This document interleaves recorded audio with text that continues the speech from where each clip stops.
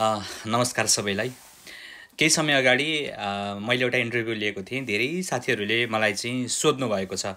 विशेष गरी Romania Croatia हुने साथीहरूले पनि सोधिरहनु भएको छ, आउन सकिन्छ सकिँदैन, काम पाइन्छ पाइँदैन लगायतका कुराहरू।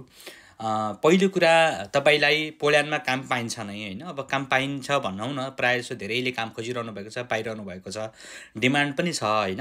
थुप्रै एजेन्सीहरूले काम गरिरहेका छन्। मैले मान्छे ल्याउने, मान्छेलाई लैजाने जस्ता कामहरू मैले गर्दिनँ होइन, आजसम्म गरेको पनि छैन, गर्दिनँ। तर केही चाहिँ चिनेका नेपाली साथीहरू जसले एजेन्सीमै काम गर्नुहुन्छ, उहाँहरू मार्फत कहिलेकाहीँ कोही पोल्यान्डमै अप्ठ्यारो परेकोहरूलाई चाहिँ ल यस्तो रहेछ के छ भनेर काम खोजिदिएको चाहिँ छु। तर त्यो मार्फत मैले 1 रुपियाँ आजसम्म कुनै मान्छेबाट लिएको छैन होइन। अनि मैले आज भन्न खोजेको के हो भने, तपाईँहरू रोमानिया क्रोएसिया या अन्य कुनै देशमा सेन्जेन कन्ट्रीमा हुनुहुन्छ तर पोल्यान्ड आउन चाहनुहुन्छ भनेदेखि धेरै कुरा सोच्नुपर्छ। किनभने जुन जुलाईबाट यहाँले चाहिँ यहाँको पोल्यान्ड सरकारले कामदार सम्बन्धी एउटा चाहिँ रुल्स रेगुलेसन के नयाँ ल्याउँदैछ भन्ने हल्ला पनि चलिरहेको छ र मलाई लाग्छ ल्याउनु पनि पर्छ होइन। त्योभन्दा पहिलो कुरा, रोमानिया क्रोएसियाबाट आउने साथीहरूले पोल्यान्ड आउनुभन्दा अगाडि चाहिँ तपाईँसँग वर्क पर्मिट हातमा छ कि छैन भन्ने कुरा चाहिँ त्यसको ग्यारेन्टेड हुनुपर्छ। किनभने धेरै एजेन्ट साथीहरू अथवा हामीले नेपालीहरूले दलाल भन्छौँ होइन, उहाँहरूले के गर्नुहुन्छ भने आऊ अनि र पोल्यान्ड आउँदै गर्दाखेरि तपाईँहरूलाई चाहिँ के हुन्छ भने, पहिलो कुरा तपाईँको वर्क पर्मिट हुनुपर्छ होइन। वर्क पर्मिट भइसके पछाडि तपाईँ अब सेन्जेनको भिजा भइसकेपछि त तपाईँ युरोपको कुनै पनि देश जान सक्नुहुन्छ। तर तपाईँ चाहिँ कुनै पनि देशमा 3 महिनाभन्दा बढी बस्न सक्नुहुन्न होइन। भिजिटको लागि जाने फरक कुरा भयो होइन। तर कामकै लागि जाँदै हुनुहुन्छ भने तपाईँसँग त्यो देशमा सम्बन्धित देशको वर्क पर्मिट हुनु पऱ्यो। वर्क पर्मिट भइसके पछाडि त्यो जिन्युन हुनु पऱ्यो र त्यो कम्पनीमा जुन वर्क पर्मिटमा तपाईँ आउनुभएको छ त्यही वर्क पर्मिटमा कम्पनीमा गएर तपाईँले त्यो कम्पनीसँग वर्क कन्ट्र्याक्ट बनाउनु पऱ्यो होइन। तपाईँले अथवा उमुबा प्राचा उमुबा जिलेस्न्या के हुन्छ, 2 प्रकारको उमुबा तपाईँलाई चाहिँ भनौँ न वर्क कन्ट्र्याक्टहरू दिन सक्छ होइन। कन्ट्र्याक्ट अन इम्प्लोइ र कन्ट्र्याक्ट अन म्यान्डेट भन्ने 2 प्रकारको हुन्छ। तसर्थ चाहिँ उमुबा प्राचा र उमुबा जिलेस्न्या भन्छ त्यसलाई पोलिसमा चाहिँ। र तपाईँहरूले पोल्यान्ड आइसके पछाडि यो चिज चाहियो, वर्क पर्मिट। दोस्रो कुरा भनेको कम्पनीसँगको वर्क कन्ट्र्याक्ट चाहियो तपाईँलाई होइन, वर्क एग्रिमेन्ट भन्छ जुन होइन, कार्य सम्झौता पत्र नेपालमा भने जस्तो। अनि त्यस पछाडि चाहिँ तपाईँ बस्न ठेगाना एड्रेस कहाँ हो त्यसलाई चाहिँ जमलदबानी अथवा चाहिँ घर कन्ट्र्याक्ट भन्छ, त्यो चाहियो। र तपाईँ पोल्यान्ड आएर काम गर्न सुरु गर्दा बित्तिकै तपाईँलाई पेसल बनाउनु पऱ्यो। पेसल भनेको एउटा नम्बर हो जुन तपाईँको एउटा चाहिँ सर्टेन नम्बर दिएको हुन्छ, जुन नम्बरले चाहिँ तपाईँको तपाईँको ट्याक्सको विषयमा होइन, सोसियल चाहिँ नम्बर भनौँ न, हाम्रो जस्तो अन्य देशहरूमा सोसियल नम्बर भने जस्तो चाहिँ त्यो एउटा नम्बर हुन्छ पेसल भन्ने। त्यो पेसल चाहिँ तपाईँले गएर नम्बर दर्ता गरिसकेपछि तपाईँको यहाँको जुस लगायतका धेरै क्षेत्रमा तपाईँहरू रजिस्टर हुनुहुन्छ। त्यसपछि एउटा ब्याङ्क एकाउन्ट खोल्न पऱ्यो र ब्याङ्कबाट तपाईँलाई एउटा पत्र दिन्छ। त्यो पत्र लगेर तपाईँले काम गर्ने चाहिँ कम्पनीमा लगेर अथवा एजेन्सीमा गएर यो ठाउँमा चाहिँ मलाई चाहिँ ब्याङ्क एकाउन्टमा तपाईँले पैसा हालिदिनुपर्छ भन्नु पऱ्यो। अनि पोल्यान्ड आउँदा बित्तिकै तपाईँले पहिलो प्रायोरिटी के हुन्छ भने, तपाईँले जुन देशमा आउनुभएको के अरे जुन देशबाट आएको भए पनि पोल्यान्ड आउँदा बित्तिकै तपाईँले चाहिँ टिआरसी एप्लाई गरिहाल्नुपर्छ। र टिआरसी एप्लाई गर्दै गर्दा धेरै साथीहरूको मैले देखेँ येल्लो पेपर भनेर आउँदो रहेछ आजकल चाहिँ, येल्लो कार्ड भनेर।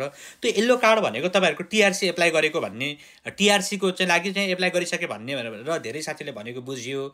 त्यो चाहिँ होइन। येल्लो कार्ड भनेको तपाईँले बाई पोस्ट तपाईँले चाहिँ टिआरसीका लागि अथवा यसको लागि चाहिँ पठाउनु भएको छ अथवा यो भनेर पठाइएको हो होइन। भनेको टिआरसीका लागि तपाईँले चाहिँ फिलअप गर्नको लागि डकुमेन्ट चाहिँ सबमिट गर्नुभयो भनेर बुझिएको। तर तपाईँले जब रेड स्ट्याम्प तपाईँको पासपोर्टमा एउटा होइन रेड स्ट्याम्प लगाएको हुन्छ यहाँको चाहिँ इमिग्रेसन अथवा चाहिँ भनौँ न इमिग्रेसन अफिसले, त्यो चाहिँ बोइभोदा भन्छ, त्यसले चाहिँ लगाएको रेड स्ट्याम्प मात्रै तपाईँको आधिकारिक हुन्छ। त्यो रेड स्ट्याम्प भयो भने पोल्यान्डमा तपाईँले डिसिजन 9 दिनसम्म काम गर्न पाउनुहुन्छ, तर पोल्यान्डबाट बाहिर चाहिँ जान पाउनुहुन्न। त्यो भएपछि तपाईँ लिगल हुनुहुन्छ होइन। यो कुरा चाहिँ बुझ्नुपर्छ। तसर्थ क्रोएसिया रोमानियाबाट आउने साथीहरू यो कुरा बुझ्नु होला। र पोल्यान्डमै हुनुहुन्छ भने पनि तपाईँले यो काम चाहिँ गरिहाल्नु होला। अनि पोल्यान्ड आइसकेपछि निरन्तर कम्पनी छोड्ने, अर्को कम्पनीमा जाने होइन, साथी गयो म पनि जान्छु भन्ने यस्तो काम चाहिँ नगर्नुहोस् होइन। डिसिजन आइसकेपछि मात्रै जानुपर्छ। र कुनै पनि कम्पनीमा तपाईँ लिगली काम गर्न सुरु गर्नुभएको छ भने त्यो कम्पनी छोड्दै हुनुहुन्छ भने तपाईँले रिजाइन गर्नुपर्छ। रिजाइन गरेको पनि सम्बन्धित ठाउँमा गएर एक ठाउँमा जहाँ तपाईँले मैले काम छोडेँ भनेर जानकारी गराउनुपर्छ होइन भनेदेखि तपाईँलाई चाहिँ गभर्मेन्टले एक्सन लिन सक्छ। तसर्थ तपाईँसँग के हुनु पऱ्यो, उमुबा प्राचा अथवा वर्क कन्ट्र्याक्ट हुनु पऱ्यो होइन, वर्क पर्मिट। त्यस पछाडि चाहिँ वर्क एग्रिमेन्ट कम्पनीसँगको। अनि तपाईँको चाहिँ हाउस कन्ट्र्याक्ट, तपाईँसँग पेसल हुनु पऱ्यो होइन। पेसल भनेको जुन एउटा सोसियल नम्बर हुन्छ, पेसल हुनु पऱ्यो। यो कुराहरू चाहिँ तपाईँसँग भयो भने मात्रै तपाईँ चाहिँ लिगली काम गर्न सक्नुहुन्छ। र अन्य देशबाट आउँदै हुनुहुन्छ भने सकेसम्म सोच्नुहोस्, पोल्यान्ड तपाईँको लागि, पोल्यान्ड तपाईँ किन आउने? तपाईँ रोमानिया क्रोएसिया हुनुहुन्छ भने त युरोपियन कन्ट्री हो होइन। भनेपछि तपाईँ पोल्यान्ड किन आउने भन्दा राम्रो कमाइको लागि आउँदै हुनुहुन्छ भने एकचोटि सोच्नुहोस्, तपाईँले त्यहाँ कति कमाएर आउनु भएको छ र यहाँ कति कमाउनुहुन्छ होइन। तसर्थ तपाईँले पोल्यान्डमा कमाउने पैसा क्रोएसिया रोमानियामा नि कमाइरहनु भएको छ भने तपाईँ पोल्यान्ड आएर तपाईँले आफ्नो समय किन बर्बाद गर्दै हुनुहुन्छ, होइन, अथवा अरू कुनै पनि देशमा। तसर्थ चाहिँ यो कुराहरू चाहिँ एकदम धेरै मनन गर्नुपर्ने छ तपाईँहरूले। यस्तो भयो भने मात्रै तपाईँ सुरक्षित हुनुहुन्छ, होइन भने अहिले पछिल्लो क्रममा धेरै डिपोर्टका केसहरू आइरहेका छन् पोल्यान्डमा, होइन। तसर्थ चाहिँ म आगामी भिडियोहरू चाहिँ केही पोल्यान्डमा इमिग्रेसन क्षेत्रमा काम गर्ने, होइन, अथवा चाहिँ यो कामदार लगाउने क्षेत्रमा काम गर्ने, होइन, लगायतका धेरै साथीहरू पोल्यान्डमा लामो समयदेखि बसिरहेका साथीहरू, अथवा चाहिँ लामो समय पोल्यान्डमा काम गरिरहेका र उनीहरूको आफ्नो अनुभवहरू बाँड्ने साथीहरूको चाहिँ इन्टरभ्यू भिडियोहरू लिएर आइरहनेछु। तपाईँले मलाई यो दिएको चाहिँ, होइन, मेरो युट्युब च्यानल हो, यो च्यानल सब्सक्राइब गरिदिनु हुन सक्नुहुन्छ र त्यहाँ चाहिँ अझ धेरै थप भिडियोहरू तपाईँले हेर्न सक्नुहुनेछ। यहाँहरू चाहिँ किप अपडेट भइरहनुहोस्, जोइन भइरहनुहोस्। र धेरै साथीहरूको म्यासेज कल आइरहेको हुन्छ, मैले प्रत्येकलाई इन्डिभिजुअल्ली कल म्यासेजको रिप्लाई गर्न पाउँदिनँ। तसर्थ तपाईँहरूका चाहिँ कल म्यासेजहरूको रिप्लाई चाहिँ मैले यसरी नै चाहिँ दिने गर्नेछु। आफूले जानेका बुझेका कुराहरू सेयर गर्नेछु, नजानेका कुराहरूमा बोल्ने छैन, होइन। र कहिलेकाहीँ बोल्दै गर्दा केही कुराहरूको त्रुटि भएका छन् भने राम्रो र सभ्य भाषामा सम्झाउनु हुनका लागि पनि यहाँलाई अनुरोध गर्दछु। धन्यवाद। यहाँहरू सबैको समय शुभ रहोस्।